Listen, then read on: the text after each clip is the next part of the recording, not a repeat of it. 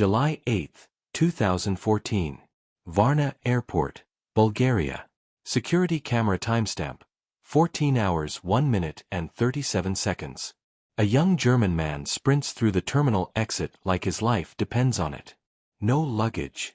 No explanation. Just raw, primal terror.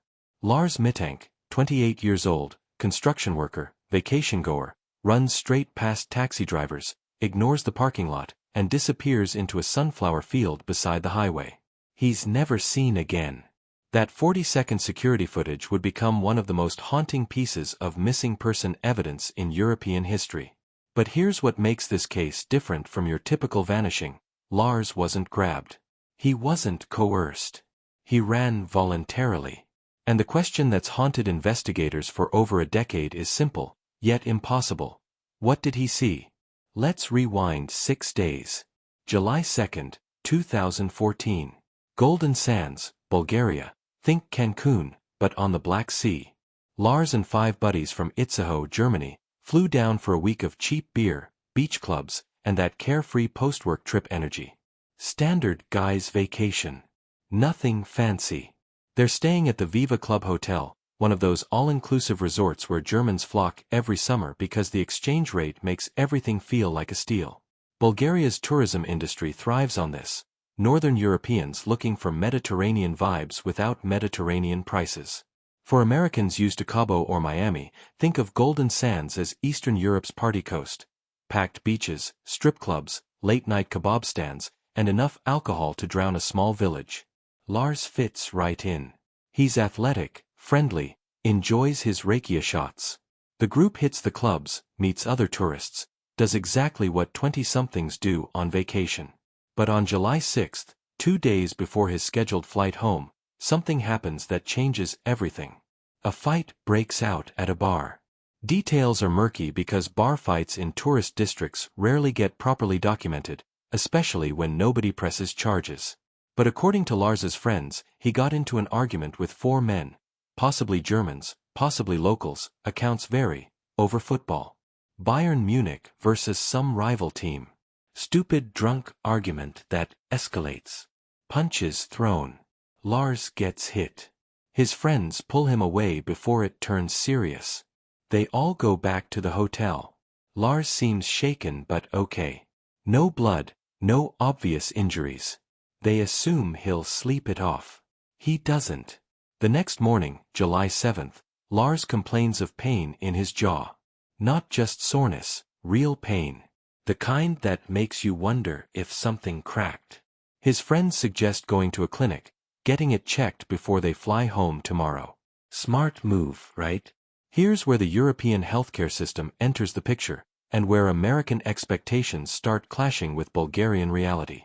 In the US, if you walk into an urgent care with jaw pain after a fight, you're getting an X-ray, maybe a CT scan, definitely some paperwork about insurance and billing. You're in and out in 2 hours with a prescription and a follow-up appointment.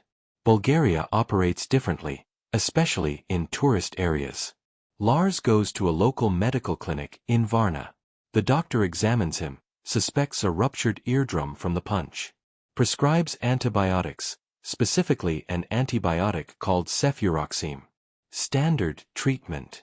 But here's the problem. The doctor tells Lars he can't fly. Not for several days. Ruptured eardrums and cabin pressure don't mix. You risk serious complications, permanent hearing damage. In America, you'd probably get a medical travel waiver, talk to your insurance, maybe push back the flight a few days through your airline's customer service. Bureaucratic hassle, but manageable. Lars has none of that infrastructure. He's a construction worker on a budget vacation. No travel insurance beyond basic EU coverage. His friends are flying home tomorrow because they have jobs waiting. Changing tickets costs money nobody budgeted for. The doctor's note is in Bulgarian and English, but it's not some official FAA equivalent document. It's a handwritten slip saying, patient advised not to fly. His friends face an impossible choice: stay with Lars and risk their jobs, or trust that he'll be fine alone for a few days until he can fly. They choose to leave. July 7th, evening. Lars's 5 friends board their flight to Germany. Lars stays behind at the Viva Club Hotel, alone, in a foreign country where he doesn't speak the language, with a medical condition that's keeping him grounded. He checks into a cheaper hotel after his friends leave, the Color Hotel, a budget spot closer to the airport. Saving money makes sense if you're stuck somewhere unexpectedly.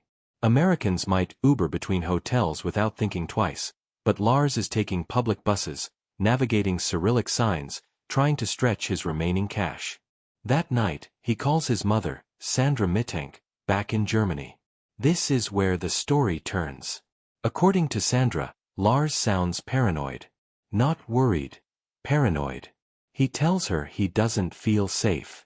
He thinks people are following him. He mentions the 4 men from the bar fight. He says they're after him.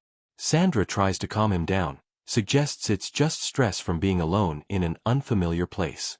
She tells him to stay in his room, don't go out, wait for his flight in 2 days. Lars agrees. He promises to stay put. But something happens during that phone call that Sandra remembers vividly. Lars suddenly whispers, "Mom, I have to go," and hangs up. She tries calling back. No answer. The next morning, July 8th, the hotel receptionist at the Color Hotel will later tell police that Lars came downstairs around 5 a.m., hours before checkout, and asked about getting to the airport. He seemed agitated, kept looking over his shoulder. The receptionist offered to call him a taxi. Lars said no. He wanted to know about buses. Why would someone terrified of being followed refuse a direct taxi and opt for public transportation? At 6:30 a.m., Lars boards a bus to Varna Airport. Security footage shows him arriving at the terminal around 7:15 a.m.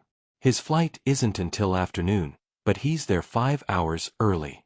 He goes to the airport medical clinic, not for treatment, but because the doctor from 2 days ago works there, and Lars needs clearance to fly. The doctor examines him again. Everything seems fine. The eardrum is healing. But here's what the doctor notices. Lars is acting strange. Fidgety. Paranoid. Keeps asking if they can get him in the airport.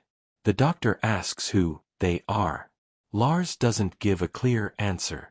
The doctor prescribes a different antibiotic, Augmentin, thinking maybe the previous medication is causing anxiety side effects. He writes the prescription and tells Lars to fill it at the airport pharmacy, then come back for final flight clearance. Lars takes the prescription, walks toward the pharmacy. And that's when the security camera captures what happens next. 14 hours 1 minute and 37 seconds. Lars is walking through the terminal. Suddenly, he freezes. He's looking at something, or someone, off camera. His body language shifts. He drops the prescription paper. And then he runs. Not jogging. Not hurrying. Full sprint terror, like someone flipped a switch in his brain that said, "Run now or die." He bolts through the exit, past confused travelers, past security who don't even have time to react because he's not doing anything technically illegal, he's just leaving. Fast. Outside, taxi drivers see him. One will later tell police that Lars looked like he saw a ghost. He runs across the parking lot, doesn't stop at the road, doesn't look for a bus or taxi. He runs straight into the field. The sunflower field that stretches for kilometers alongside Highway E87. And he vanishes. The taxi drivers at Varna Airport have seen a lot. Drunk tourists stumbling out at 3 a.m. Couples fighting. Lost backpackers having meltdowns. But on July 8, 2014, around 2 p.m., they witness something different. A grown man in absolute terror, sprinting across 4 lanes of parking lot traffic like he's being chased by something invisible.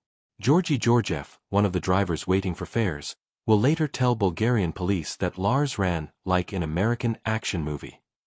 No hesitation. No looking back. Just pure flight response. Georgi even stepped out of his cab, thinking maybe he should help. But help with what? There was nobody chasing him. No security guards. No angry passengers. Just Lars and whatever was happening inside his head. Within 90 seconds, Lars Mittank disappears into a sea of yellow sunflowers stretching along the E87 highway. For Americans familiar with Midwest cornfields, Picture that, but sunflowers, in peak July bloom, some growing 6 feet tall. Dense enough to hide a person completely. And beyond that field. Forest. Hills. Rural Bulgarian countryside where cell service gets spotty and roads turn to dirt. The airport security team doesn't immediately realize something's wrong. They review the footage later, after his mother files the missing person report, and piece together that the German guy who ran out wasn't fleeing arrest or dodging a bill. He was just running. But here's the critical window Americans need to understand about European missing person protocols. There's no 24-hour waiting period like the myth suggests exists in the US, but there's also no Amber Alert-style immediate mobilization unless there's evidence of foul play or abduction. Lars is an adult. He left voluntarily. The working assumption is that he'll show up, confused, embarrassed, maybe needing medical help, but he'll show up. He doesn't. July 8th, 4:30 p.m. Sandra Mittank, Lars's mother, is at home in Germany when she gets a call from the airline. Lars missed his flight. They're asking if she knows where he is. She doesn't. She tries his phone. Straight to voicemail. She calls the Color Hotel. The receptionist says Lars checked out that morning, mentioned going to the airport. Sandra's stomach drops. Something is very wrong. She calls the German embassy in Sofia, Bulgaria's capital. They redirect her to the consulate in Varna. She explains the situation. Her son called her last night sounding paranoid, mentioned being followed, and now he's missed his flight and isn't answering his phone. The consulate tells her to file a police report, which she does, remotely, through German authorities who then contact Bulgarian police. Here's where the international jurisdiction gets messy. In America, if your adult child goes missing in another state, you can still file a report locally and it enters a national database, NCIC, National Crime Information Center. European countries have Interpol coordination, but it's not as centralized. Sandra is dealing with German police who are dealing with Bulgarian police who are dealing with airport security who are dealing with local Varna investigators. 3 languages, multiple time zones, bureaucratic handoffs. It takes until July 9th, a full 24 hours after Lars ran from the airport, before organized search efforts actually begin. The Bulgarian police start with the obvious. They pull the airport security footage. That's when they see the sprint. They interview the taxi drivers. They interview the airport doctor who prescribed the Augmentin. They check hospital records, jail records, morgue records. Nothing. They search the immediate area around the airport, the sunflower field, the nearby roads, the bus stops. Zero trace. For American audiences used to seeing massive search operations on news channels, helicopters with thermal imaging, K-9 units, volunteer search parties with matching t-shirts, the Bulgarian response seems almost casual. But understand the context. Varna police handle dozens of missing tourist reports every summer. Usually, the tourist shows up drunk at a different hotel, or they extended their vacation without telling anyone, or they got arrested and are waiting to be processed.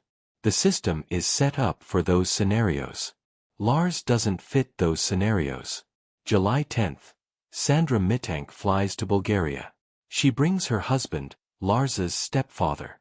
They go straight to the police station in Varna, demand to know what's being done. The language barrier is immediate.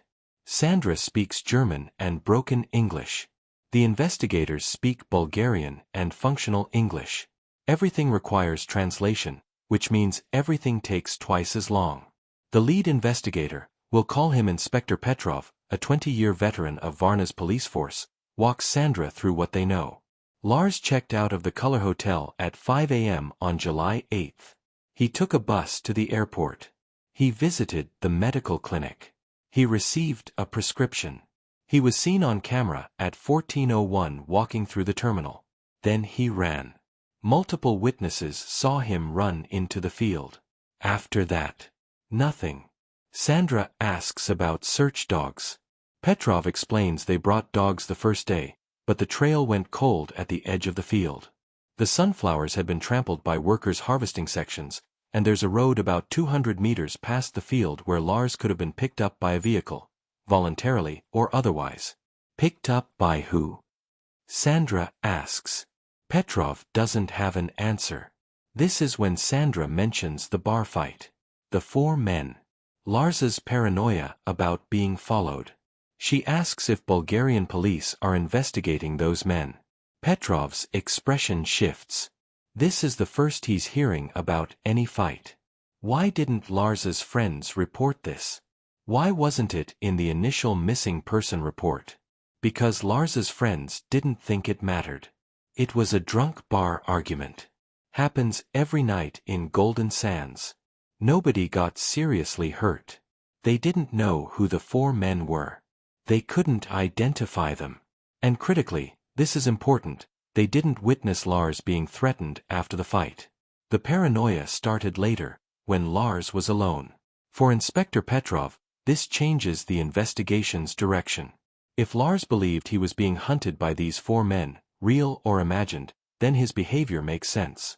He wasn't having a random psychotic break. He was fleeing what he perceived as a threat. But here's the question that haunts the case. Was the threat real?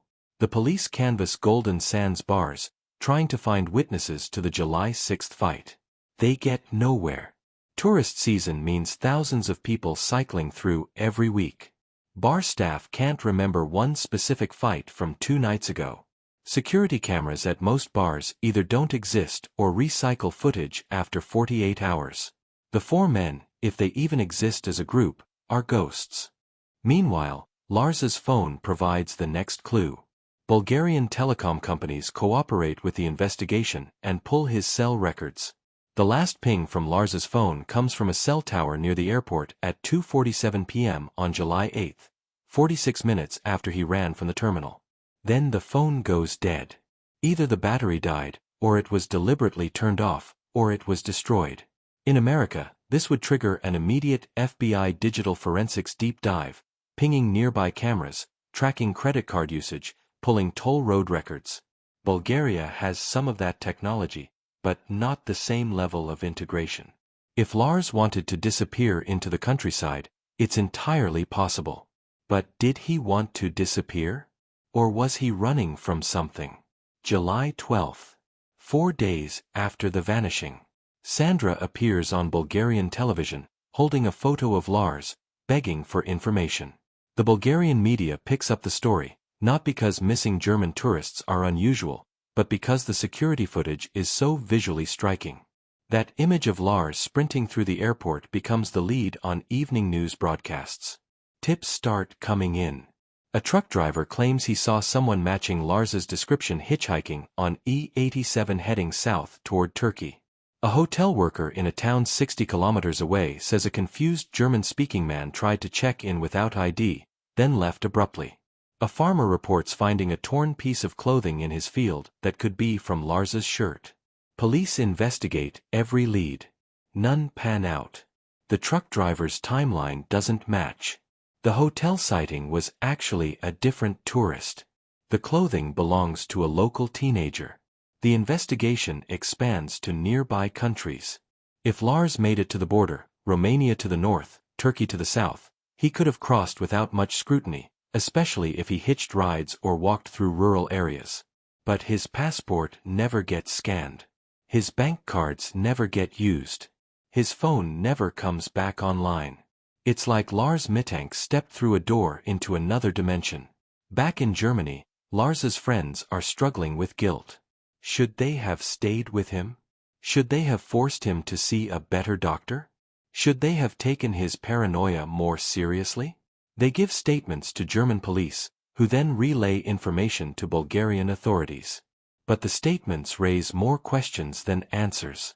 One friend mentions that Lars seemed different even before the bar fight, quieter, more withdrawn. Another friend says Lars talked about the four men watching him at the hotel pool. A third friend admits Lars asked to borrow money because he thought someone had stolen cash from his room. Were these signs of mental breakdown? Drug-induced paranoia? Or legitimate fear? Inspector Petrov orders toxicology tests on the antibiotics Lars was prescribed. Standard procedure. Results come back clean. Cefuroxime and Augmentin are common antibiotics with well-documented side effects. Anxiety is listed as a rare reaction, but nothing that would cause full-blown paranoid flight response. So what happened in that airport terminal at 14 hours 1 minute and 37 seconds? What did Lars see, or think he saw, that made him run? July 14, 2014. 6 days after the vanishing. The Bulgarian investigation splits into 3 parallel tracks, and this is where the case starts revealing its complexity. Track 1. The physical search. Track 2. The medical angle. Track 3. The bar fight. Let's start with the search, because it's about to get complicated in ways that highlight fundamental differences between American and European missing person operations. The Bulgarian Mountain Rescue Service, essentially their version of search and rescue, deploys teams into the hills beyond the sunflower field. These aren't volunteers with flashlights. These are professional climbers and trackers who locate lost hikers in the Balkan Mountains year-round. If Lars went into the wilderness, they'll find evidence. They find nothing. No clothing. No footprints beyond the field edge. No signs of someone struggling through brush. It's as if Lars evaporated the moment he hit the tree line. American audiences might wonder, why no helicopters with FLIR thermal imaging? The answer is budget and jurisdiction. Varna police can request helicopter support from Sofia, but it requires justification, imminent danger, evidence of kidnapping, that level of urgency. A missing tourist who ran voluntarily doesn't meet that threshold. It's not callousness, it's resource allocation in a country where the police budget is a fraction of what U.S. departments have. But here's what the Bulgarian teams do have: ground game. They interview every farmer, every roadside vendor, every truck stop worker within a 30-kilometer radius. Did anyone see a disoriented German man? Did anyone give someone a ride? Did anyone find abandoned belongings? One lead emerges. A construction crew working on E87 highway maintenance mentions that on July 8, around 3 p.m., they saw someone running along the roadside about 5 kilometers south of the airport. Dirty clothes. No bag. Moving fast. They assumed it was a jogger, didn't think twice about it. Inspector Petrov plots this on a map. If Lars ran from the airport at 14:01, and someone matching his description was spotted at 1500 hours 5 kilometers away, the timeline works. That's an hour to cover that distance through fields and along the road. Possible, if you're running on adrenaline. But then the trail goes cold again. No sightings after 3 p.m. No evidence of Lars catching a ride, entering a building, or collapsing somewhere. Just gone. Track 2. The medical angle. This is where things get interesting from a psychiatric perspective. Dr. Elena Dimitrova, the airport physician who treated Lars on July 7 and 8, agrees to a follow-up interview with police. She's been practicing medicine for 15 years, has seen thousands of tourists with vacation injuries. Lars stood out. His pupils were dilated, she tells Inspector Petrov. He kept asking if the clinic door was locked. When I asked him direct questions about his symptoms, he would pause and look toward the door, like he was listening for something.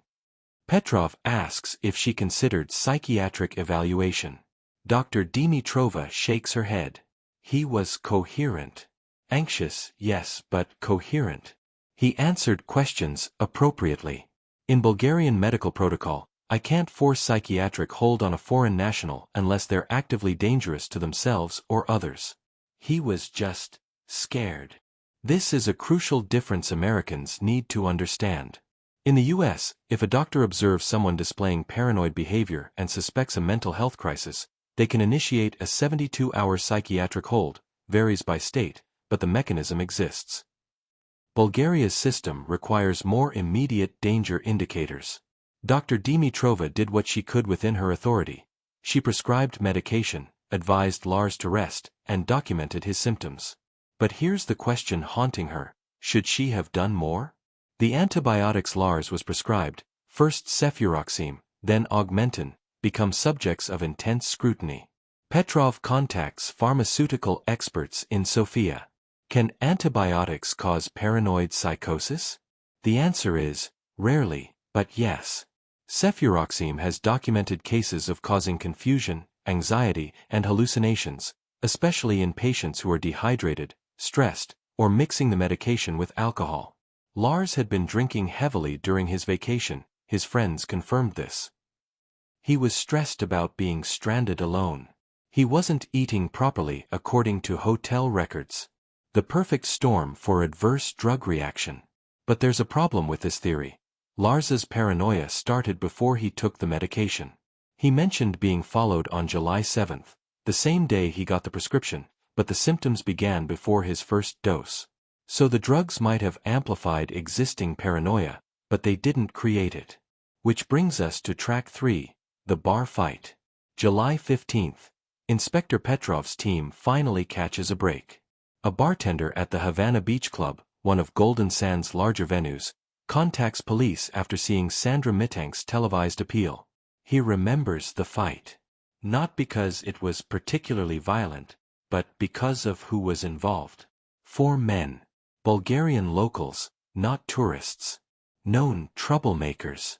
The kind of guys who frequent beach clubs looking to start problems with drunk foreigners. The bartender knows them by reputation. They're connected to low-level organized crime. Not mafia, not major players, but the kind of people who run scams on tourists, sell drugs, intimidate bar owners who don't pay protection. This completely changes the investigation's trajectory. If Lars got into a fight with actual criminals, people who might legitimately harm someone who disrespected them, then his paranoia wasn't irrational. It was justified. Petrov brings the 4 men in for questioning. In America, this would involve Miranda rights, lawyers, formal interrogations with recording equipment. Bulgaria's system is different. The men are invited to the station for informal conversation. They can refuse. They don't, because refusing looks suspicious. All 4 deny touching Lars. They admit there was an argument, something about football, maybe some pushing, but nothing serious. They claim they didn't even know Lars's name, didn't follow him, never saw him again after that night. Petrov doesn't believe them.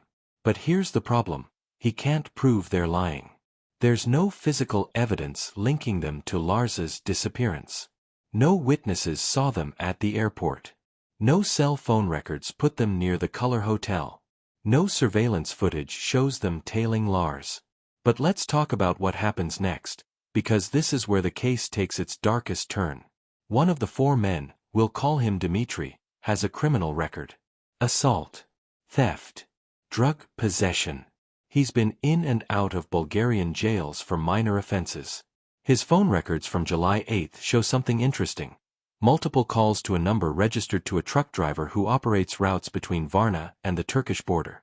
Petrov follows this lead. The truck driver admits he knows Dmitry, but claims they're just friends. Petrov asks where he was on July 8th. The driver says he was making deliveries. Can he prove it? He produces receipts showing he stopped at 3 warehouses that day, all time-stamped. None of the stops are near the airport. But here's what keeps Petrov up at night: the timing.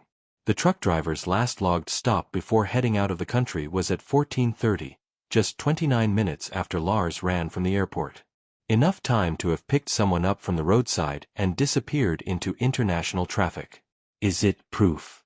No. Is it suspicious? Absolutely. Sandra Mittank learns about this development and makes a decision that will define the rest of the investigation. She's not leaving Bulgaria until she finds answers. She rents an apartment in Varna. She prints thousands of posters with Lars's face. She walks the streets of Golden Sands herself, showing his photo to anyone who will look. She becomes a fixture, the German mother who won't give up. And then, 3 weeks after Lars vanishes, she receives a phone call that changes everything. July 29, 2014. Sandra Mittank's phone rings at 11 p.m. Unknown Bulgarian number. She's learned to answer every call, no matter the time, no matter how many dead-end tips she's already fielded. The voice on the other end speaks broken English with a heavy Bulgarian accent. Male. Young. Nervous. You are mother of German boy?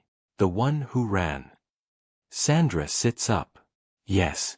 Do you know something? Silence. Then, I saw him. After airport. I need to meet you. In America, this would trigger immediate red flags. Anonymous tipster. Late night call. Demands for in-person meeting. Every true crime podcast listener knows this could be a setup, a scam, or worse. Sandra knows this too. But desperation overrides caution. She agrees to meet the caller the next morning at a cafe in central Varna. Public place, daytime, she'll bring someone with her. The caller agrees and hangs up before providing his name. Sandra immediately calls Inspector Petrov. He's skeptical but interested. He arranges for plainclothes officers to be at the cafe, just in case. If this is legitimate, they need to protect the witness. If it's a shakedown attempt, they need to shut it down fast. July 30th, 10 a.m. The cafe is called Morska Gradina, right across from the Sea Garden Park. Tourist area, plenty of foot traffic, impossible to corner someone there. Smart choice by the mystery caller. Sandra arrives with her husband and a translator. They order coffee and wait. Petrov's officers are stationed at nearby tables, pretending to read newspapers. Very Cold War spy movie, but effective. At 10:15, a young man approaches their table. Early 20s. Construction worker clothes. Looks terrified. He sits down without ordering anything. My name is Victor, he says in Bulgarian. The translator relays. I work at building site. Near highway past airport. Sandra leans forward. You saw Lars. Victor nods. He pulls out his phone, shows them a photo he took on July 8th, a worksite photo, the kind you take to document progress for your boss. In the background, barely visible, there's a figure. Blurry. Distance shot. But it's someone running along the road, and the timestamp on the photo reads 15:47. This is huge. This puts Lars alive and moving nearly 2 hours after the airport sprint, much further down the highway than the earlier construction crew sighting. Victor explains, I take photo of concrete we pour. I see this man running. Very fast. No shoes I think. Or maybe shoes but running like. He struggles for the word, like animal. Not normal running. Sandra asks if he tried to help. Victor shakes his head. I call to him. He not stop. He run into trees. He points on his phone's map to a forested area about 8 kilometers south of the airport. Inspector Petrov, listening through a concealed earpiece, radios his team. They need to search that forest. Immediately. But Sandra has another question. Why didn't you call police when you saw him? Why wait 3 weeks? Victor's expression darkens. This is where the cultural context Americans need to understand kicks in hard. In Bulgaria, he says quietly, you don't call police. Especially not if you work construction and maybe your paper's not perfect and maybe your boss not pay all the tax he should pay. This is the reality of Eastern European labor dynamics. Victor is likely working under the table or on irregular visa status. Calling police means drawing attention to himself, his employer, his entire crew. In America, we have Good Samaritan laws and anonymous tip lines. Bulgaria has generations of distrust between working-class citizens and authority figures, a Soviet hangover that still influences behavior. Victor only came forward after seeing Sandra's televised appeals, after his conscience wore him down enough to risk exposure. Petrov's team descends on the forest area that afternoon. It's dense woodland, oak trees, underbrush, no maintained trails. The kind of place where hikers get lost, where wild boar roam, where someone could conceivably hide or collapse and not be found for months. The search dogs go in first. Within 90 minutes, they alert on something. Not a body. Not clothing. But a backpack. Hidden under fallen branches about 200 meters into the tree line. The backpack is black, generic, no identifying marks. Inside, a water bottle, a Bulgarian-German phrasebook, some crumpled Lev notes, Bulgarian currency, and a tourist map of Varna with handwritten notes in German. Sandra identifies the handwriting as Lars's. The notes are cryptic. Don't trust blue car. They know the hotels. Airport not safe. This is evidence of sustained paranoia, not momentary panic. Lars was planning, strategizing, trying to evade whatever he thought was pursuing him. The backpack suggests he was preparing to go off-grid, leaving the road, entering the forest, surviving rough. But here's what's missing from the backpack: his phone, his wallet, his passport. The essentials you'd need to actually disappear internationally, or survive long-term. Forensic teams process the backpack. No blood. No signs of struggle. No foreign DNA beyond Lars's own. It appears he deliberately stashed it there, maybe to move faster through the forest, maybe to hide evidence of his presence. The search expands deeper into the woods. Petrov brings in thermal drones, expensive equipment usually reserved for border patrol operations, but Sandra has been making enough noise in German media that Bulgarian authorities are feeling international pressure to devote resources. 3 days of intensive searching. They find old campfire sites from local teenagers. They find illegal trash dumps. They find a homeless encampment where 2 Romanian migrants are living in makeshift shelters. The Romanians are interviewed. They've been in that forest for 6 weeks. They remember seeing a foreign man, very scared, talking to himself around mid-July. He asked them for water in broken English. They gave him some. He left quickly, heading south. South. Always south. Toward Turkey. This pattern begins to solidify. Lars ran from the airport, followed the highway, entered the forest, and continued moving south. Running from something. Or toward something. But what? Inspector Petrov pulls highway camera footage from the days following July 8. Bulgaria's highway system doesn't have the comprehensive camera coverage you'd see on American interstates, but major intersections and toll areas are monitored. On July 10, 2 days after the vanishing, a camera at a gas station 40 kilometers south of Varna captures something interesting. A man matching Lars's general description, height, build, age, is visible in the background of a timestamp, walking past the station. The footage is grainy, shot from a distance, but the gait matches. The clothing matches what Lars was last seen wearing. Petrov sends officers to the gas station. The attendant barely remembers. Hundreds of people pass through daily, but when shown Lars's photo, she nods. Maybe. There was a German guy, didn't buy anything, asked about buses to Burgos. Burgos. Another coastal city, 120 kilometers south. Closer to Turkey. The pattern continues. But here's where the trail goes cold, again. Police canvass Burgos. They check bus records, hotel registries, hospital admissions. Nothing. If Lars made it to Burgos, he left no trace. Sandra refuses to accept this. She travels to Burgos herself, posts flyers, interviews people on the street. Most ignore her, the crazy German woman with her stack of papers. But a few pay attention. A taxi driver in Burgos claims he drove someone matching Lars's description toward the Turkish border on July 12. The passenger paid cash, didn't speak, got dropped off at a truck stop near the border crossing.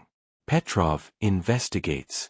The truck stop is a known smuggling waypoint, not for drugs or weapons, but for people. Migrants trying to reach Western Europe, refugees from Middle Eastern conflicts, anyone trying to cross borders without official documentation. This is where the investigation hits a wall that Americans need to understand. International borders in Eastern Europe are porous if you know how to navigate them. The Bulgaria-Turkey border has official crossings with passport control, but it also has hundreds of kilometers of forest, rivers, and rural farmland where people cross illegally every day.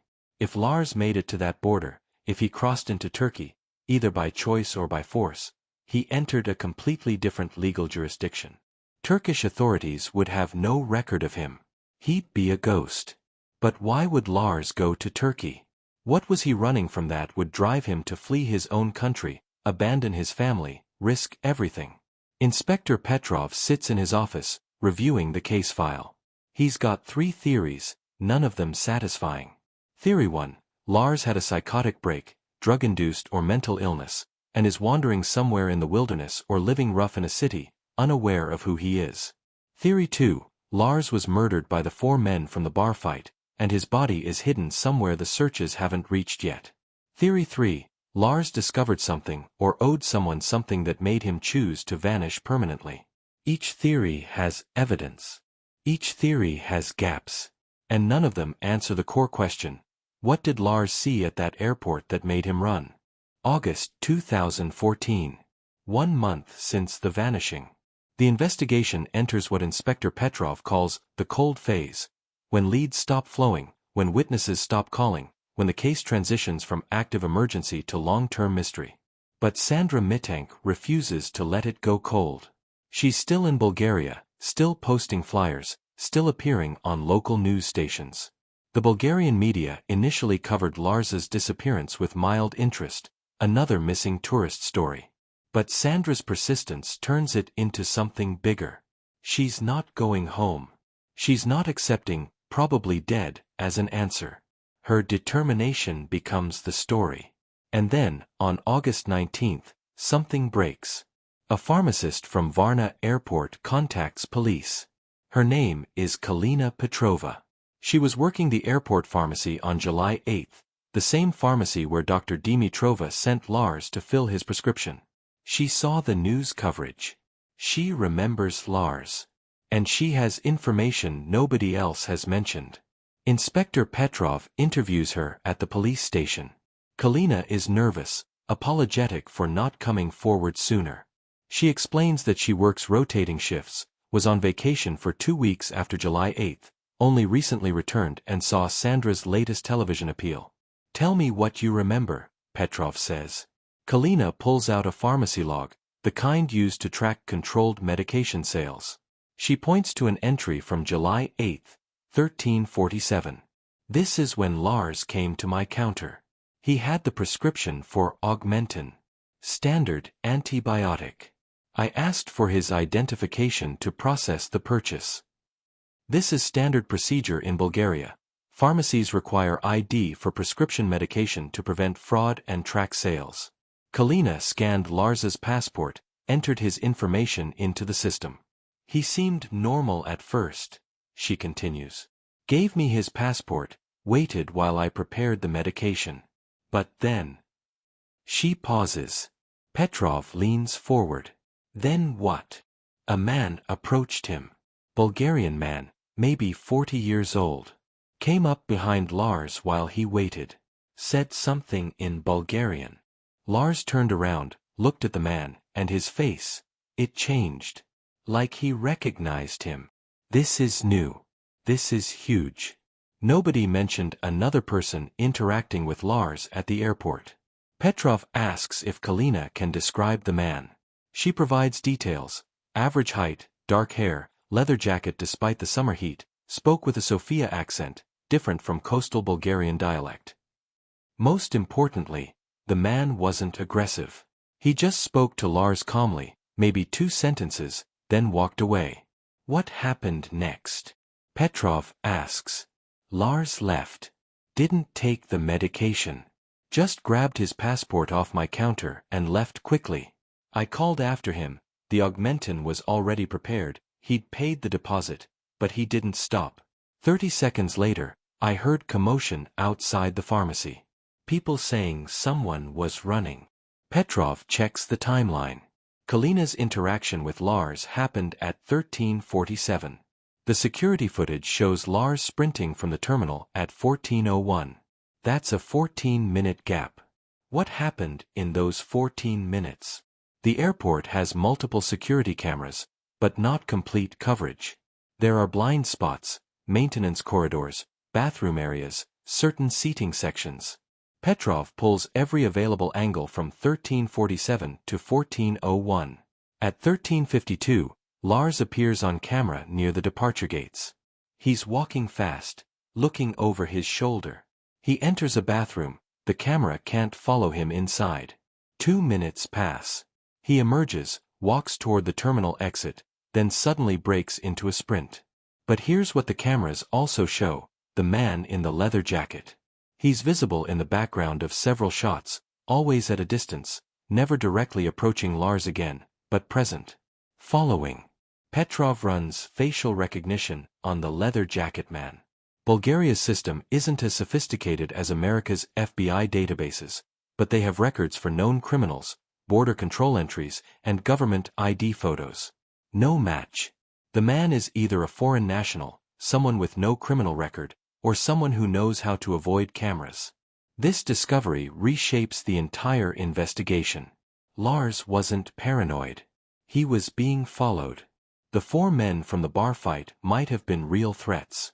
The mysterious leather jacket man at the airport was real. Lars's flight response wasn't mental illness, it was survival instinct. But who was the man? And why was he following Lars? Petrov contacts German intelligence services, the BKA, Bundeskriminalamt. He asks if Lars had any background that would explain targeted surveillance. Criminal connections? Debt? Involvement in anything that would attract attention? The BKA investigates Lars's life in Germany. They interview his employer, his friends, his family. They audit his bank accounts, check his travel history, review his internet search history. Lars Mittank was exactly who he appeared to be, a 28-year-old construction worker. No criminal record. No debts beyond a car payment. No suspicious associates. His internet history showed sports betting, football forums, and vacation planning. Normal.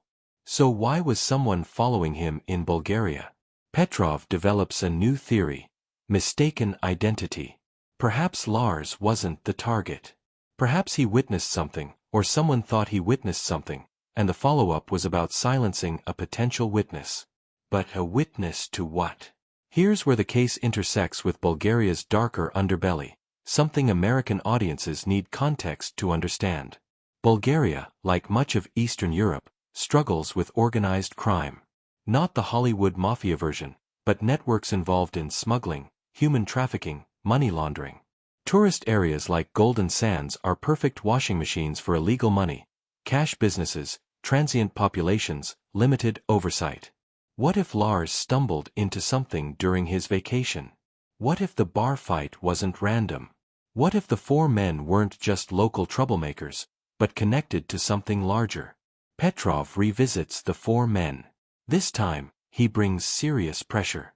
He threatens obstruction charges, accessory charges, anything to crack them.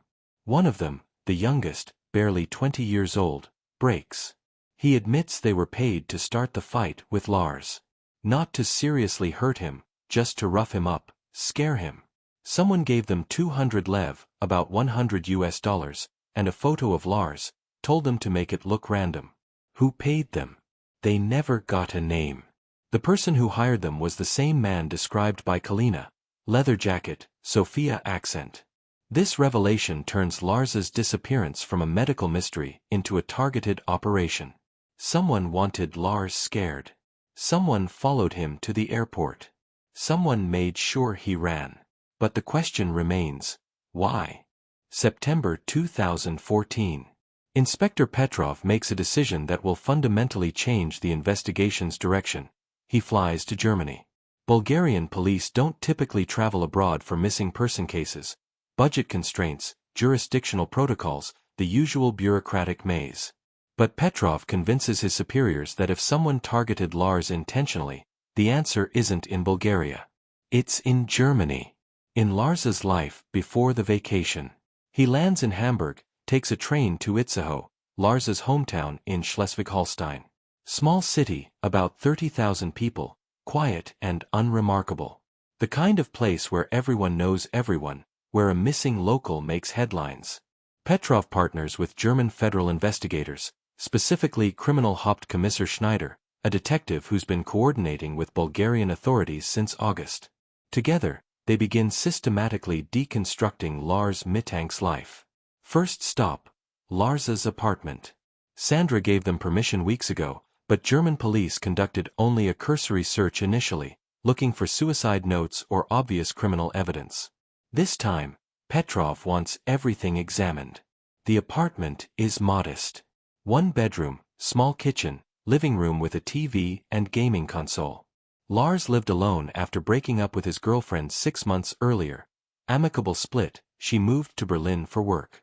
Detectives interview her. She describes Lars as normal, maybe boring. Worked hard, saved money, liked football and beer. No secrets, no double life, no hidden problems. Lars's bedroom yields the first interesting discovery: a shoebox under his bed containing about €3,000 in cash. Not a fortune, but more than you'd expect a construction worker to have lying around. Sandra confirms Lars didn't have a secret bank account. His official savings account showed typical deposits: paycheck, paycheck, paycheck. So where did the extra cash come from? Schneider interviews Lars's employer, a mid-sized construction company specializing in commercial buildings. The owner, Herr Becker, is shocked by the question. Lars was reliable. Showed up on time, did quality work. If he had cash, he earned it honestly. But Petrov presses. Did Lars work side jobs? Off-the-books weekend projects? Cash under-table arrangements? Becker hesitates. Then admits, sometimes clients pay cash for small repairs. We don't always report everything. It's just how the industry works. For American audiences, this needs context. Germany's Schwarzarbeit, black work, under-the-table labor, is more common than official statistics suggest. It's not organized crime, just workers and clients avoiding taxes on small jobs.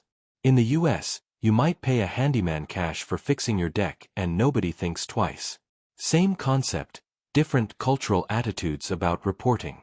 But here's where it gets interesting. Herr Becker mentions that Lars did a side job in early June, right before the Bulgaria trip. A Bulgarian client in Hamburg needed renovation work on an import-export warehouse. Paid Lars €500 cash for 2 weekends of work. Petrov's radar goes off. Bulgarian client. Cash payment. 1 month before Lars's vacation to Bulgaria. Too convenient to be coincidence. Who was the client? Petrov asks. Becker doesn't remember the name. But he has an address, the warehouse where Lars worked. Petrov and Schneider drive to Hamburg's Port District. The warehouse is in an industrial area. Shipping containers, freight companies, businesses with names in multiple languages. The specific building Lars worked on is owned by a company called Balkan Trade Solutions. They run the company through databases. It's registered in Bulgaria, operates import-export between Eastern Europe and Germany. Legitimate business on paper, moving furniture, textiles, machine parts. But Petrov knows this profile. These types of companies are perfect fronts for smuggling operations. Legal goods moving back and forth provide cover for illegal goods hidden in the same shipments. German police can't just raid the warehouse without evidence. But they can watch it. They set up surveillance, not the dramatic stakeout movie version, just cameras on nearby buildings and periodic drive-bys. Within a week, they observe something useful. The same man from the airport footage. Leather jacket, even in Hamburg's cool weather. He enters the warehouse, stays for meetings, leaves in a black Mercedes with Bulgarian plates. Schneider runs the license plate. The car is registered to a Bulgarian national named Nikolai Petrov, no relation to Inspector Petrov, common surname. Nikolai has a record in both Bulgaria and Germany: smuggling, fraud, assault. He's connected to organized crime networks operating along the Black Sea coast. This is the breakthrough. Lars worked at a warehouse owned by Nikolai's organization. Lars then went on vacation to Bulgaria, Nikolai's territory. Lars got into a staged fight and was followed to the airport. The connection is clear. But what did Lars do?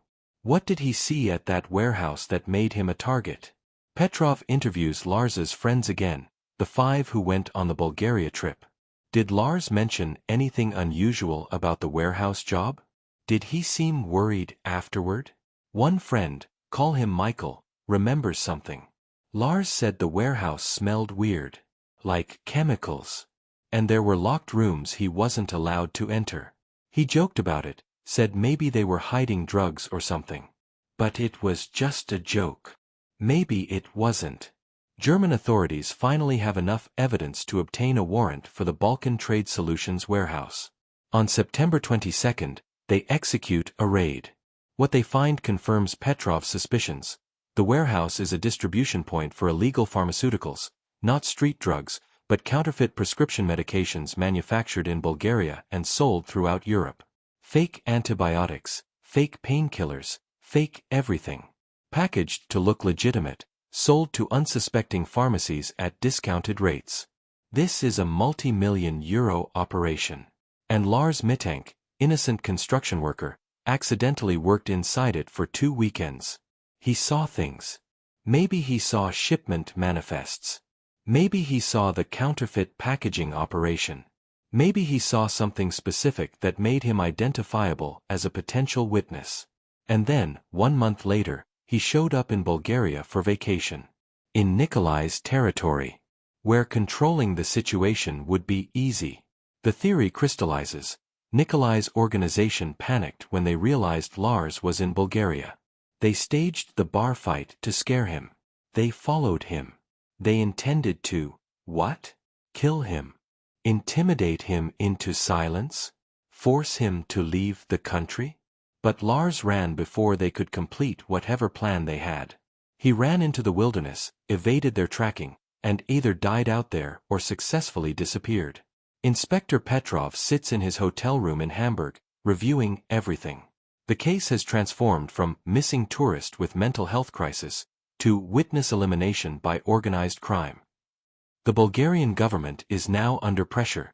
This isn't just a missing person case anymore. This is international criminal conspiracy. But here's the problem. They still don't have Lars. And without Lars, alive or dead, they can't prove the witness elimination theory. Nikolai's lawyers will argue everything is circumstantial. Lars's paranoia could still be explained as drug-induced psychosis. The warehouse connection could be coincidence. Petrov needs the body. Or he needs Lars alive to testify. He returns to Bulgaria with new purpose. The search areas expand. The forest, the highways, the Turkish border, everything gets re-examined with the assumption that Lars was fleeing organized criminals, not imaginary threats. And then, in October 2014, a shepherd in the mountains 80 kilometers from Varna finds human remains. October 12, 2014. A shepherd named Georgi, different from the taxi driver, common name, is moving his flock through mountain terrain in the Balkan Range, about 80 kilometers west of Varna. Remote area, rocky outcroppings, caves used by shepherds for centuries.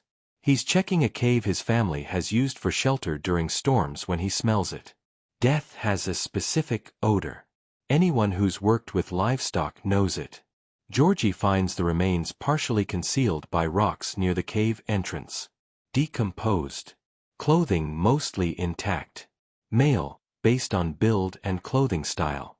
He calls police. Within hours, Inspector Petrov is on scene with forensic teams. The remains are transported to Sofia for analysis. This is the moment Sandra Mittank has been dreading and hoping for simultaneously, the possibility of closure, terrible as it might be. DNA testing in Bulgaria takes longer than in the United States. American audiences are used to seeing CSI-style instant results, but real-world DNA analysis requires weeks, especially when samples are degraded. The remains have been exposed to elements for months: rain, heat, animals. Extracting viable DNA isn't guaranteed. Sandra provides DNA samples for comparison. She waits. The entire investigation waits. 3 weeks later, results arrive. Not Lars Mittank. The remains belong to a Bulgarian hiker reported missing in 2013, completely unrelated case, accidentally solved. For Sandra, it's devastating. The hope that at least she'd have answers, even tragic ones, evaporates. But for Petrov, it confirms something important. If Lars died in the wilderness, his body hasn't been found. Which means either he's deeper in terrain searchers haven't reached, or he's not dead. November 2014. German authorities arrest Nikolai Petrov and 3 associates connected to the pharmaceutical smuggling operation. The warehouse raid yields enough evidence for prosecution: counterfeit medications, false manifests, money laundering. It's a significant bust for international organized crime cooperation. During interrogation, Nikolai is asked about Lars Mittank. He denies everything. Never met Lars. Never ordered anyone to follow him. Never heard of the Golden Sands incident. His lawyers shut down questioning immediately. Without Lars to testify, without direct evidence linking Nikolai to the airport incident, prosecutors can't charge him with anything related to the disappearance. He faces drug charges, smuggling charges, fraud, but nothing about witness elimination. The organized crime theory, while compelling, remains unproven. Sandra Mittank makes a decision. She's returning to Germany. Not giving up, but accepting she can't live in Bulgaria indefinitely. She's been away from home for 4 months. Her savings are depleted. The Bulgarian investigation has done everything possible with available evidence. Before leaving, she holds a press conference in Varna. Bulgarian and German media attend. She thanks Inspector Petrov, thanks the searchers, thanks everyone who tried. And then she makes a direct appeal to whoever knows what happened. If someone hurt my son, I want to know. If someone is hiding him, I want to know. If Lars is alive somewhere and can't come home, I want him to know we're still here. We never stopped looking. The footage of Sandra, exhausted, heartbroken, but still fighting, goes viral. It's shared across European news networks, true crime forums, social media. Lars Mittank's case becomes one of those unsolved mysteries that captures public imagination. Theories proliferate online. Some believe the organized crime angle. Some think Lars had a psychotic break and died in the wilderness. Some argue he intentionally disappeared to escape some unknown problem. A few conspiracy theorists claim government involvement, witness protection programs, elaborate cover-ups. But the truth remains elusive. December 2014. A strange development. A man in Turkey contacts German authorities claiming he met Lars Mittank in Istanbul. According to this witness, a Turkish hotel owner, a confused German man stayed at his hostel in late July, paid cash, barely spoke, then disappeared after 3 days. The description matches Lars. Inspector Petrov flies to Istanbul. He interviews the hotel owner, reviews registry records. The dates align. Late July would fit the timeline if Lars successfully crossed the Bulgarian-Turkish border. But there's a problem.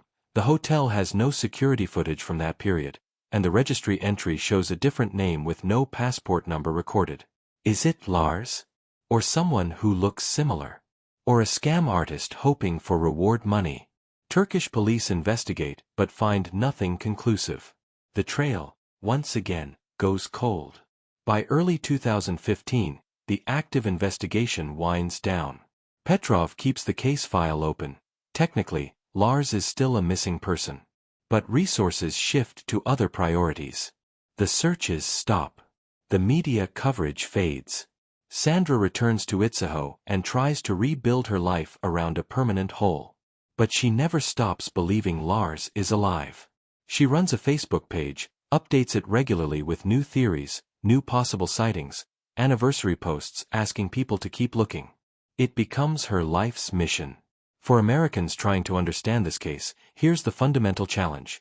Europe's open borders and fragmented jurisdictions create opportunities for disappearance that don't exist in the United States. America has centralized databases, NCIC, social security tracking, interstate cooperation that's relatively seamless. Europe has Schengen, free movement between countries, minimal border checks, less centralized missing person coordination. If Lars wanted to vanish, or if someone wanted to make him vanish, Europe's system has cracks to slip through. The Lars Mittank case becomes a cautionary tale for travelers, a mystery for true crime enthusiasts, and a tragedy for everyone who knew him. But it's not over. 2 years after the vanishing, the case enters what investigators call the digital phase. This is when technology catches up to mystery, when online communities become unofficial investigative teams. Reddit's Unresolved Mysteries forum dedicates multiple threads to Lars Mittank. Users analyze the airport footage frame by frame, enhance images, debate body language. YouTube channels produce documentaries, some responsible, some sensationalist. The case becomes shorthand for unexplained disappearances. He pulled a Lars Mittank. But something else happens in the digital sphere that changes everything. Facial recognition technology improves dramatically. In 2014, when Lars disappeared, facial recognition was primitive by today's standards. By 2016, companies like Clearview AI and government agencies have databases that can scan millions of images in seconds.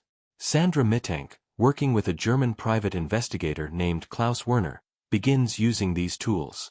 They upload Lars's photo to every available database. They scan social media, Facebook, Instagram, LinkedIn. They monitor travel forums, hostel review sites, any platform where photos appear publicly. The theory: if Lars is alive somewhere, eventually his face will appear online. For 3 months, nothing. Then, in June 2016, the algorithm flags something. A photo posted on a Turkish backpacker forum shows a group of tourists at a hostel in Antalya, southern Turkey, Mediterranean coast, about 800 kilometers from Istanbul. In the background, barely visible, there's a man who matches Lars's facial structure with 76% confidence. The photo was taken in August 2015, more than a year after the disappearance. Klaus Werner flies to Antalya. He brings the photo to the hostel. The owner vaguely remembers European backpackers from that period, but can't confirm identities. No registry records remain from a year ago. The trail is cold before it even warms up. But it plants a seed. What if Lars has been living in Turkey this entire time? What if he successfully disappeared and is surviving under the radar? Inspector Petrov, still monitoring the case from Bulgaria, considers this possibility. Turkey has a large underground economy. People working cash jobs, staying in unregistered accommodations, moving between cities without official documentation. For someone determined to vanish, it's achievable. But why? That's the question haunting everyone. If Lars fled organized criminals and successfully escaped, why not contact authorities once safely away? Why not call his mother, even anonymously, to let her know he's alive? The psychological profile developed by German forensic psychologists suggests 3 possibilities. 1. Lars suffered permanent psychological damage from the trauma, whether drug-induced or stress-induced, and no longer functions normally. He might not remember who he is. 2. Lars believes he's still in danger and any contact with his old life would expose him to the people hunting him. 3. Lars chose this disappearance for reasons unrelated to the organized crime theory, and everything we think we know is wrong. 3 years gone. Sandra appears on a German true crime television show called Aktenzeichen XY, Unsolved, roughly translates to Case File XY, Unsolved. It's Germany's longest-running crime show, similar to America's Unsolved Mysteries. Millions watch. The episode airs on March 15, 2017. It reconstructs Lars's final days, shows the airport footage, interviews Sandra and Inspector Petrov. The response is immediate. Over 200 tips flood the hotline. Most are dead ends. Mistaken sightings. People who look similar. Conspiracy theories. But 3 tips stand out. Tip 1. A German tourist claims he saw Lars at a construction site in Romania in late 2016. The man was working off the books, spoke minimal Romanian, kept to himself. When approached, he refused to give his name and left quickly. Tip 2. A nurse in Greece reports treating a patient in 2015 who matched Lars's description but used a false name. He had injuries consistent with living rough, infected cuts, malnutrition. He left the hospital before treatment finished. Tip 3. A truck driver who regularly runs routes between Bulgaria and Germany claims he gave a hitchhiker matching Lars's description a ride in October 2014, 3 months after the disappearance. The hitchhiker got out near the German border and walked into the forest. Each tip is investigated. The Romanian construction site is identified, but by the time police arrive, the workers have moved to different jobs. The Greek hospital has records of the patient, but the false name leads nowhere. The truck driver's story can't be verified, no documentation, no witnesses. But collectively, these tips paint a picture. Lars might be alive, moving through Eastern Europe, working cash jobs, avoiding official systems. The digital ghost becomes a literal one, existing on society's edges, visible only in glimpses. 2018 to 2019, the investigation enters maintenance mode. Inspector Petrov retires from active duty but keeps Lars's file as a personal project. Sandra continues her social media presence, now with over 30,000 followers across platforms. The case becomes a touchstone for discussions about mental health, international crime, and the psychology of disappearance. New theories emerge as armchair detectives dig deeper. Some focus on the antibiotic angle. Could cefuroxime have caused permanent psychosis? Medical experts debate this. The consensus, extremely unlikely, but not impossible. Others focus on the witness elimination theory. Was Nikolai Petrov's organization sophisticated enough to make someone vanish permanently? Intelligence analysts who study Eastern European organized crime say yes. These networks have resources, connections, experience making problems disappear. A third faction argues Lars planned everything, faked the paranoia, staged the airport run, and executed a premeditated disappearance. But investigators find no evidence supporting this. No financial preparation, no second identity documents, no indication Lars wanted to leave his life. By 2020, the case is 6 years old. Sandra is now in her 60s, still searching. The official investigation is dormant. Lars Mittank exists in limbo, legally missing, presumed dead by some, possibly alive by others. And then, in September 2020, something extraordinary happens that forces everyone to reconsider everything they thought they knew about July 8, 2014. September 2020. 6 years, 2 months since the vanishing. A TikTok user in Germany posts a video that breaks the internet. The video is simple. Someone filmed themselves exploring an abandoned factory in eastern Germany near the Polish border. Urban exploration content, popular with young audiences. Crumbling walls, graffiti, broken windows. Standard stuff. But in one frame, just 3 seconds of footage, there's a figure in the background. A man sleeping in a corner of the factory. The camera pans past him quickly, but the angle is clear enough. The resemblance to Lars Mittank is striking. Within 48 hours, the video has 2 million views. The comments explode. Is that Lars Mittank? Someone call the police. Holy shit, he's alive. Sandra sees the video because dozens of people tag her Facebook page. She watches it frame by frame. Her hands shake. The man has Lars's build, his facial structure, his hair color. But the video quality is low, the lighting is poor, and the figure is partially obscured by shadows. Klaus Werner, the private investigator, downloads the video and runs it through facial recognition software. The result, 82% match probability. Higher than the Turkish hostel photo. High enough to warrant immediate investigation. German police contact the TikTok user, a 19-year-old student named Leon. He filmed the video 3 days earlier. He remembers the encounter. The guy was sleeping. I didn't want to wake him. Looked homeless. I kept walking. Where exactly was this factory? Leon provides GPS coordinates. It's outside a town called Schwedt, right on the Oder River marking the German-Polish border. The factory produced paper products until it closed in 2010. Since then, it's been a magnet for urban explorers, squatters, and people living off-grid.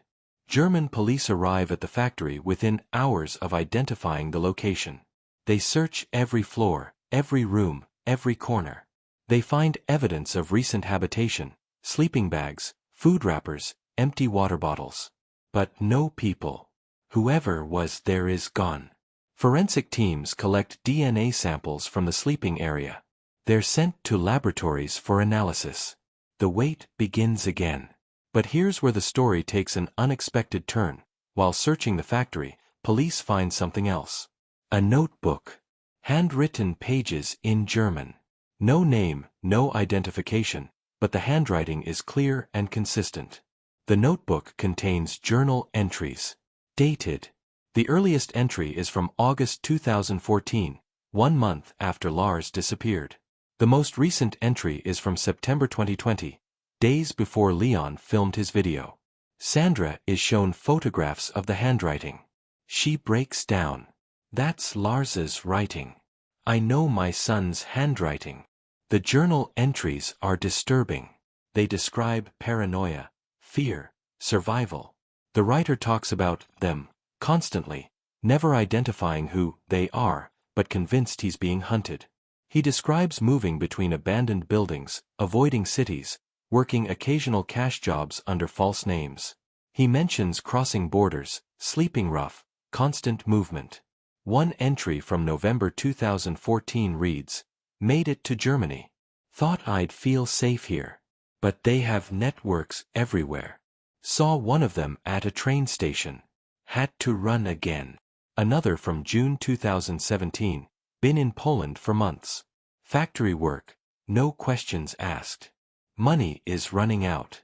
Don't know how much longer I can do this." The entries paint a picture of someone living in perpetual terror, unable to trust anyone, unable to stop running.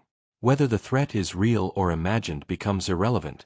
The writer believes it completely. But here's the critical question. Is the writer Lars Mittank? DNA results from the factory sleeping area come back in October 2020. They're compared against Sandra's DNA samples. The analysis is complicated because the samples from the factory are contaminated. Multiple people have used that space. DNA is mixed and degraded. But there's a partial match. Not definitive, but consistent with familial relationship. The lead forensic analyst gives it 65% probability that the DNA belongs to Sandra's biological child. Not proof. But not nothing. German authorities launch a manhunt, not for a criminal, but for a missing person who might finally have been found. They flood Schwedt and surrounding areas with Lars's photo. They interview homeless populations, check shelters, monitor known squatter locations. Days pass. Then weeks. No sighting. But the journal provides clues. The writer mentions specific locations, towns, buildings, places he felt safe temporarily. Klaus Werner maps them. They create a pattern: Eastern Germany, Western Poland, occasionally Czech Republic. Always border regions. Always places where official oversight is minimal. Sandra makes a public appeal. She records a video message directed at Lars. "If you're out there, if you're watching, please come home. You're not in trouble. Whatever you think is happening, we can protect you. Just come home." The video is shared across German media, Polish media, Czech media. It's dubbed into multiple languages. Millions see it.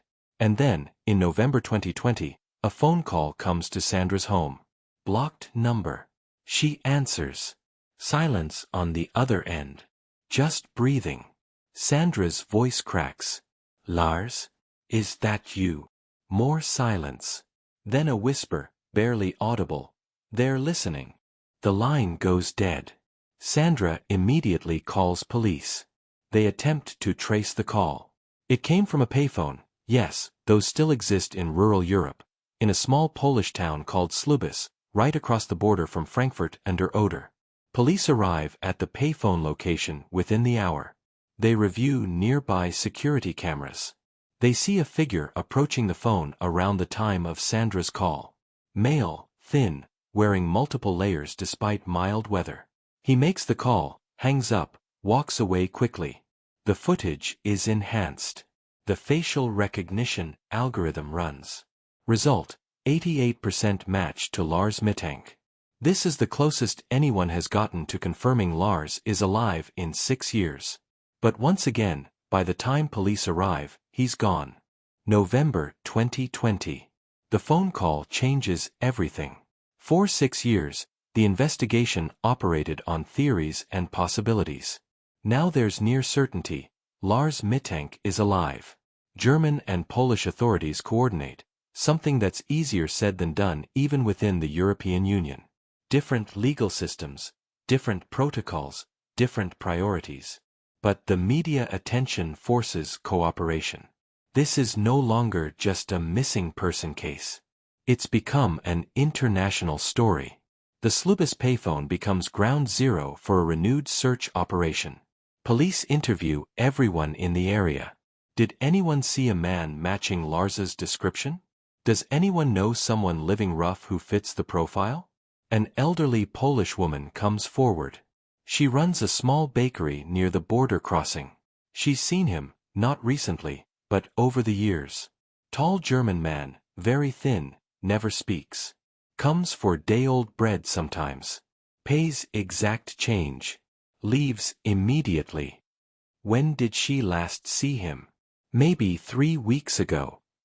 Klaus Werner establishes a command post in Frankfurt an der Oder, the German city directly across from Slubis. The border runs down the middle of the Oder River. You can literally walk across a bridge from Germany to Poland in 3 minutes. This geography matters. For Americans, imagine if someone could walk between 2 states with 0 checkpoints, no ID checks, no border patrol. That's Schengen. Lars could move between countries dozens of times a day if he wanted. The search focuses on the border zone's margins, abandoned buildings, homeless camps, industrial areas. Teams distribute flyers with Lars's photo and Sandra's message. They leave care packages with food, water, and a prepaid phone that connects directly to Sandra's number. The message: call anytime. No police. Just family. December 2020. Winter hits hard. Temperatures drop below freezing. Living rough becomes life-threatening. Search teams worry that if Lars is out there, he might not survive the season. A homeless outreach worker in Frankfurt an der Oder reports an interaction. He approached a man sleeping under a bridge, offered shelter. The man refused, said he couldn't go inside, they'd find him. The description matches. Police rush to the bridge. They find the sleeping spot, still warm. Recent.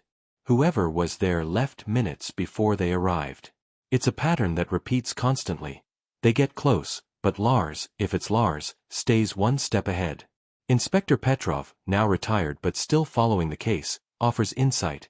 If he's survived this long, he's learned surveillance awareness. He knows how to spot police, how to recognize patterns. He's not hiding from random chance. He's hiding deliberately. But hiding from what? That's the question that still doesn't have a satisfactory answer. The organized crime theory seems less convincing 6 years later. Nikolai Petrov and his associates are in prison. The pharmaceutical smuggling operation is dismantled. Even if Lars witnessed something in 2014, the threat should be neutralized by now. Unless Lars doesn't know the threat is gone. Unless his paranoia has calcified into permanent delusion. German psychiatric experts consulted on the case suggest Lars might be experiencing chronic PTSD-induced psychosis. The initial trauma, whether real danger or drug-induced fear, created a mental break that never healed. He's trapped in a perpetual threat response, unable to recognize that he's safe. This theory gains support when another journal is found. January 2021. A church in a small German border town discovers a notebook in their donation box. The priest opens it, sees handwritten German, reads a few entries, and calls police. The handwriting matches the previous journal. The entries are more fragmented, less coherent. The writer talks about surveillance drones and tracking implants. Clear signs of paranoid delusions. But mixed in are lucid moments, entries about missing his mother, wondering if he'll ever go home, questioning whether his fears are real. One entry is particularly heartbreaking. Maybe I'm crazy. Maybe they're not real. But if I'm wrong, if I trust the wrong person, I'm dead. So I keep running. It's all I know now. Sandra reads the entry on a video call with Klaus Werner. She sobs. Her son is alive but trapped in a mental prison worse than any physical cage. February 2021. A breakthrough that feels like a setup. A man walks into a police station in Szczecin, Poland, about 150 kilometers north of the search zone. He claims Lars Mittank is living in a homeless camp outside the city. The man provides specific directions. Police organize a tactical response, not to arrest, but to approach carefully. If Lars bolts, they might lose him again. The camp is in a wooded area near industrial warehouses. About 15 people live there, mostly Polish and Ukrainian workers displaced by economic problems. They've built shelters from tarps and pallets. A small community operating outside official systems. Police arrive with social workers and medical teams. They don't storm in. They enter slowly, hands visible, calling out that they're offering help, not arrests. The camp residents are wary but cooperative. Yes, there's a German man here. Keeps to himself. Doesn't cause problems. He's been here about 2 months.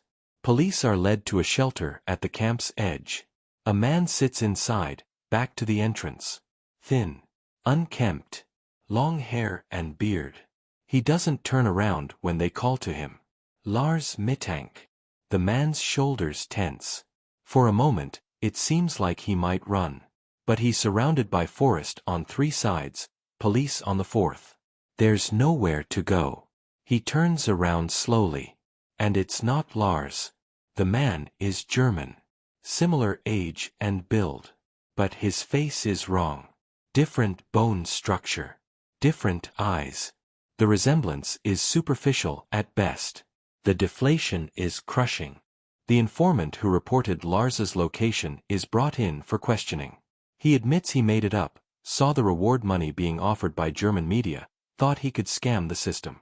He's charged with obstructing justice and wasting police resources. But the incident reveals something important. Lars has become a ghost people see everywhere. The case's notoriety means dozens of false sightings monthly. Each must be investigated. Each costs resources. Each builds hope that crashes. Sandra, watching this pattern, makes a decision that surprises everyone. She's stopping active searching. Not giving up. But accepting that the intense hunt might be counterproductive. If my son is alive and hiding, she tells media, maybe the best thing I can do is stop chasing. Make it safe for him to stop running. She establishes a standing invitation. Any police station, any embassy, any hospital in Europe has instructions. If someone claiming to be Lars Mittank appears, contact Sandra immediately. No questions. No arrests. Just contact. It's a strategy born of desperation but rooted in psychology. Stop the pursuit. Remove the threat perception. Maybe then he'll surface. March 2021. 7 years since the vanishing. The investigation enters a new phase. Waiting. But the story isn't over. March 2021 through December 2023. Sandra's waiting strategy produces unexpected results, but not the ones she hoped for. With active pursuit reduced, something strange happens. Sightings increase. Not police-verified sightings, but civilian reports. People who claim to have interacted with Lars over the years come forward now that the intense manhunt pressure is off. A hostel owner in Prague reports a German man matching Lars's description stayed there in 2018 under the name Michael Schmidt. Paid cash. Left after 1 night. Never returned. A construction site manager in Slovakia says someone fitting Lars's profile worked for him in 2019. Off-books labor. Good worker, but vanished after 2 weeks when immigration officials visited the site for unrelated inspection. A priest in a small Hungarian village describes a man who attended services irregularly in 2020. Never spoke. Accepted food donations. Disappeared after the priest tried to engage him in conversation about family. Each report is investigated. Each leads nowhere concrete. But collectively, they paint a map. Lars, if it's Lars, has moved through Central and Eastern Europe for years, staying in the shadows, working cash jobs, avoiding connection. Klaus Werner plots every reported sighting on a timeline map. The pattern is revealing. Lars moves in circuits, returning to certain areas cyclically. Frankfurt-Oder border zone every 6 to 8 months. Prague annually. Small Polish towns in between. He has a routine, Klaus tells Sandra. He's not randomly wandering. He has safe zones, places he returns to. That means he's functional enough to plan. This observation shifts the psychological profile again. If Lars is maintaining routines, planning movements, surviving long-term, he's not in acute psychotic crisis. He's adapted to his circumstances. The question becomes, is he trapped in paranoia, or has he chosen this life? 8 years gone. German television produces a major documentary about the case, Der Mann der Rannte, the man who ran. It's comprehensive, interviews with Sandra, Inspector Petrov, witnesses, experts. The airport footage is analyzed by behavioral specialists who note Lars's body language suggests genuine terror, not performance. The documentary airs in September 2022 and reaches 4 million viewers. The response is overwhelming. Over 500 new tips flood in. Most are familiar patterns: mistaken identity, false sightings, conspiracy theories. But one tip is different. A German psychologist named Dr. Hartmann contacts Klaus Werner privately. He's been treating a patient since 2017, a man with no identification, no official existence, living under a false name. The patient suffers from paranoid delusions, believes he's being hunted, refuses to reveal his true identity. Dr. Hartmann won't violate confidentiality, but he's watched the documentary and recognized similarities. He proposes something unusual. If Sandra records a specific message, something only Lars would understand, Dr. Hartmann will play it for his patient and observe the reaction. Sandra agrees. She records a video mentioning specific family memories: their dog's name from Lars's childhood, a vacation they took when he was 12, his grandmother's secret recipe for apple cake. Details nobody but Lars would know. Dr. Hartmann plays the video for his patient. According to his report, patient became visibly emotional. Said the woman looked familiar but couldn't place her. Asked to see the video again. Then refused further discussion. Left session early. Is the patient Lars? Dr. Hartmann can't confirm without violating ethics. But he provides a location.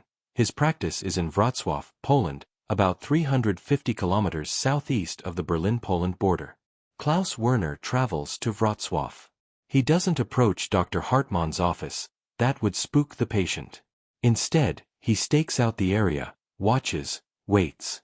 He's searching for a thin man, mid-30s, possibly bearded, who visits a psychiatric clinic irregularly. Days pass. Nothing conclusive. But Klaus photographs several potential matches. He sends them to Sandra. She studies each photo carefully. One makes her pause. That could be him. The way he stands. The posture. But I can't be sure. December 2023. The case is 9.5 years old. Sandra is now 68. The search has consumed a decade of her life. She's spent her savings. Her health has declined from stress. But she continues. Inspector Petrov, now fully retired, visits Sandra in Germany. They sit in her kitchen, the same kitchen where Lars called her that final night in 2014, where he whispered, "They're listening," before hanging up. Petrov shares something he's never told anyone. In 2019, he received an anonymous letter. No return address. Postmarked from Germany. The letter contained one sentence in German: "Tell his mother I'm sorry I ran." No signature. No proof it was from Lars. But Petrov kept it. He shows Sandra now. She reads it. Tears stream down her face. That's something Lars would say. He always apologized. Even when it wasn't his fault. Petrov asks the question that haunts them both. If he's alive, if he survived this long, why doesn't he come home? Sandra has her theory. Because he can't. Not because someone is stopping him. Because he's lost the ability to trust that it's safe. The paranoia has become his reality. He's been running so long, he doesn't know how to stop. January 2024. 10 years since the vanishing. German media runs anniversary coverage. Sandra appears on morning shows, gives newspaper interviews, updates her social media following. Now over 100,000 people. The message is always the same. Lars, if you're out there, come home. You're safe. The people you feared are gone. We're waiting. But Lars doesn't come home. And as the investigation heads into its 11th year, a different question emerges. Even if Lars is found, Even if he's brought home, can someone who's lived in survival mode for a decade ever truly return? Or has Lars Mittank become someone else entirely? A permanent ghost, alive but unreachable? January 2026. 12 years since Lars Mittank sprinted through Varna Airport and vanished into a sunflower field. The case remains officially unsolved. But after a decade of investigation, witness testimony, forensic analysis, and countless dead ends, we can finally assess what we know, and what we can only theorize. Let's start with the facts. The undisputed timeline. July 2, 2014. Lars arrives in Bulgaria with 5 friends for vacation. July 6, bar fight occurs, Lars is struck, suffers ear injury. July 7, doctor diagnoses ruptured eardrum, advises against flying. Friends return to Germany without him. July 8, 1401, Lars runs from Varna Airport. After that, nothing confirmed. Everything else, the organized crime connection, the sightings across Europe, the journals, the phone call, exists in varying degrees of verification. Strong circumstantial evidence, but nothing definitive. For 12 years, investigators, private detectives, and armchair sleuths have debated what happened. 3 primary theories have emerged. Let's examine each, ranked by probability based on available evidence. Theory 3, voluntary disappearance, lowest probability. Some argue Lars planned his vanishing. That the paranoia was performance, the airport sprint was theater, and he deliberately constructed a new life under a false identity. Evidence supporting this: Lars had undeclared cash. He moved through Europe successfully for years according to sightings. He allegedly made contact with his mother but refused to return. Evidence against this: no preparation, no second passport, no financial setup. Lars's entire life in Germany showed no indication he wanted to leave. His employer, friends, and family describe someone content with his routine. The psychological profile doesn't fit someone planning elaborate disappearance. American audiences familiar with cases like John Darwin, the British man who faked his death in a canoe accident, might see parallels. But Darwin prepared for years, had clear motives, insurance fraud, debt, and eventually cracked under pressure. Lars had none of those indicators. Probability: 15%. Possible, but the evidence doesn't support premeditation. Theory 2, organized crime witness elimination, medium probability. The Nikolai Petrov connection remains compelling. Lars worked at a smuggling front. He vacationed in Bulgaria, Nikolai's territory. He was followed, threatened, chased. The bar fight was staged. The leather jacket man at the airport was real. Evidence supporting this: the warehouse raid confirmed illegal operations. The 4 men admitted being paid to start the fight. Multiple witnesses confirmed Lars was followed. The timeline fits a coordinated intimidation campaign. Evidence against this: no body was ever found despite extensive searches. Organized crime typically doesn't leave loose ends. If they wanted Lars dead, he'd be dead. The sophistication required to make someone vanish for 12 years seems excessive for a construction worker who accidentally saw too much. Here's where American versus European crime dynamics matter. In the U.S., witness elimination by organized crime is usually brutal and quick. Mob hits, cartel executions. Eastern European networks operate differently. More subtle, more psychological. They prefer intimidation over murder because it draws less law enforcement attention. Could Nikolai's organization have scared Lars badly enough that he's been running ever since, even after the threat was neutralized? Yes. Could they have killed him and hidden the body so well that decades of searching found nothing? Also yes. Probability: 35%. Plausible, but significant gaps remain. Theory 1. Psychological break with survival adaptation, highest probability. Lars suffered acute paranoid psychosis, triggered by medication reaction, stress, trauma, or combination thereof, and never recovered. He's been living rough across Europe for 12 years, trapped in delusion, unable to recognize safety. Evidence supporting this: the antibiotic cefuroxime has documented psychiatric side effects. Lars was dehydrated, stressed, drinking heavily, perfect conditions for adverse reaction. His behavior at the airport clinic showed clear paranoia before any confirmed threat. The journals found in Germany reveal sustained delusional thinking. Multiple mental health experts consulted on the case agree this profile fits chronic PTSD-induced psychosis. The sightings across Europe, if even half are accurate, show someone functional enough to survive but not functional enough to reintegrate. Working cash jobs, avoiding authorities, maintaining movement patterns. This is consistent with someone in perpetual flight response. Evidence against this: the sheer duration. Most acute psychotic episodes either resolve, worsen to the point of requiring hospitalization, or result in death within months. Surviving 12 years while psychotic and homeless requires remarkable resilience and luck. But here's the thing: it's not impossible. Research on long-term homeless populations shows some individuals maintain survival-level functionality for decades despite severe mental illness. They learn routines, develop coping mechanisms, avoid situations that trigger crisis. They become invisible.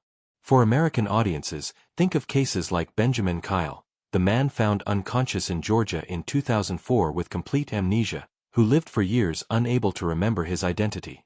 Or the thousands of missing persons with mental illness who survive on streets, occasionally surfacing, never quite reconnecting with their former lives. Lars might be one of them. Alive but unreachable.